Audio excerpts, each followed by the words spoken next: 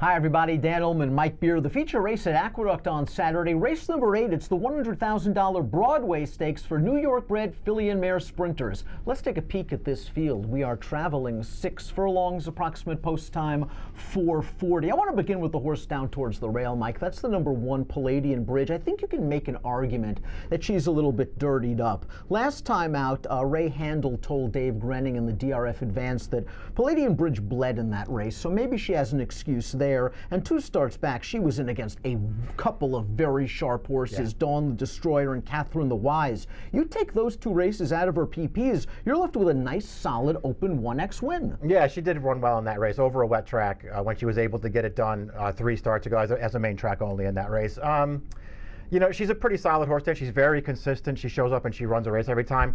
I guess the question you have to ask yourself is she really a stakes kind of horse? Because it feels like she might not really be a stakes horse, but she is pretty good. Morning line favorites right next door. That's the number 2, Pause for the Cause, for trainer Kieran McLaughlin. And this horse ran against Catherine the Wise last time out, and she took her shot at her. She pressed Catherine the Wise early. She tried to go with that horse on the turn. And right now, it's hard to imagine any New York-bred filly sprinter running with Catherine the Wise, who ran away from that field.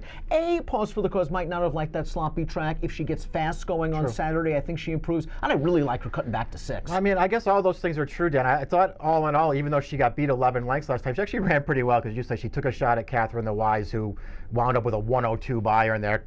Pause for the Cause could not run a race like that. She was probably second best in there. If you go to her prior 4 starts, I like what Kieran did with her, you know, sort of getting her confidence up in those 2 off the turf races so she could win a couple of races. Then she paired up the 88s. All those things are good.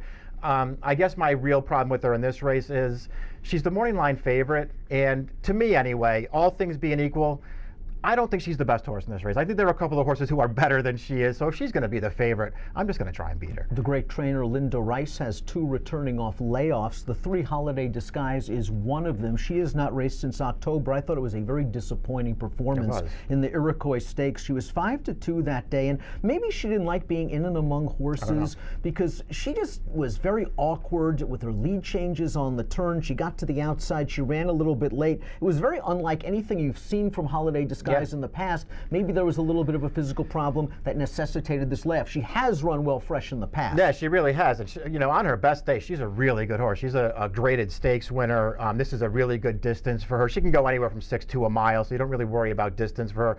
It's just a question of what was going on last time, because I'm with you. It was very strange to see her travel so uncomfortably early in that race, almost like she wasn't going to run at all. She did run it at the end a little bit after she got clear, but I don't know what was going on there.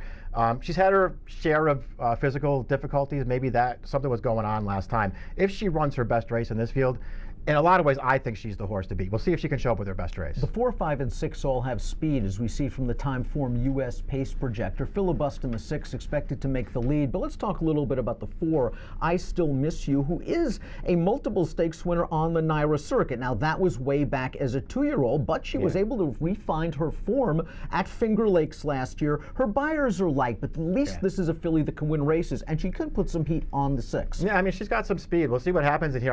I feel like the 6 is the faster horse of the 2, so we'll see what kind of trip this horse can actually work out. It's, you know, sort of strange to see a filly like her who was, as you say, multiple stakes winner as a 2-year-old, and Jeremiah really just didn't even try to run her in New York last year. He kept her off this circuit for some reason. I personally think that's a bad sign. She comes back in for her first start in a while in New York, and it's in a very tough spot. Absolutely the 5. We expect her to be close to the pace as well. Had to be a disappointing campaign in 2018. I mean, in 2017, she banked almost $250,000. She only made it to the races 3 times last year. She was beaten double digits in all of those races, including a disastrous effort at Saratoga. So now we're dealing with a long layoff. And what do you make of the addition of blinkers? Yeah, I don't know. I mean, we'll see what happens. Obviously, it's tough to have a lot of confidence in her. She only made 3 starts last year, and they were just all spaced out. It was almost like Charlie Baker, a prior trainer, just couldn't get her to the races. Something was going on with her. She has the one big fig when she won that Iroquois. Perfect trip in that race, but she ran a 98 buyer. A race like that's going to give her a big look in here. I don't know if I trust her to run it, though. Like I Still Miss You, the 6 Filibustin was a multiple stakes winner on the NYRA circuit as a 2-year-old, then had to go out of town to regather herself and get back to her best form. It was nice to see her win last time out. She faced a little bit of pressure early, but all things considered, I thought she had a nice, easy time of it bit on the lead. I did like the way she drew away late. It was her first start off the layoff, and if she gets loose here and maybe can sneak away from the 4 and the 5 at a price, she has a shot. Agree with all those things. I think she's a dangerous horse, especially if she's a fair price. And she has a lot of speed. I think she will clear the front in here. She was first-time Contessa last time off of private purchase. I thought she ran really well in that race, Dan. This is a tougher spot. There are better horses in here than she faced last time. This filly's pretty good, though. She's underrated. Before we get to our top picks, the outsider in the field is the number 8. This horse has won 9 times in her career, including 2 in a row, but she has beaten weak fields at Mahoning Valley with very light Beyer speed figures. That is Queeb. Queeb's going to really need a career best and probably a pace collapse. Yeah, I don't see her being competitive in this race. Top pick time for the Broadway Stakes. It's the feature race on Saturday at Aqueduct. Let's take a look at our top selections for Saturday's feature race at Aqueduct, the Broadway Stakes. Mike, you're going with the 7 Start with Silver. This is the other Linda Rice layoff horse. Now, she hasn't run since June 17th at Monmouth, a race where she was 5-2 against Chalone, a horse that came back to run second in the graded Thoroughbred Club of America with a 93, second in the Breeders' Cup Filly and Mare Sprint with a 91.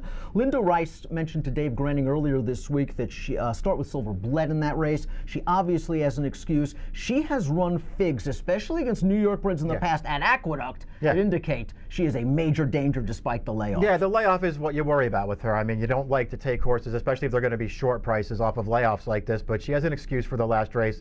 Prior to that, when Linda finally decided, you know what, she's a dirt horse. She was always okay on turf, this horse, but she was clearly better on dirt when they switched her over last year.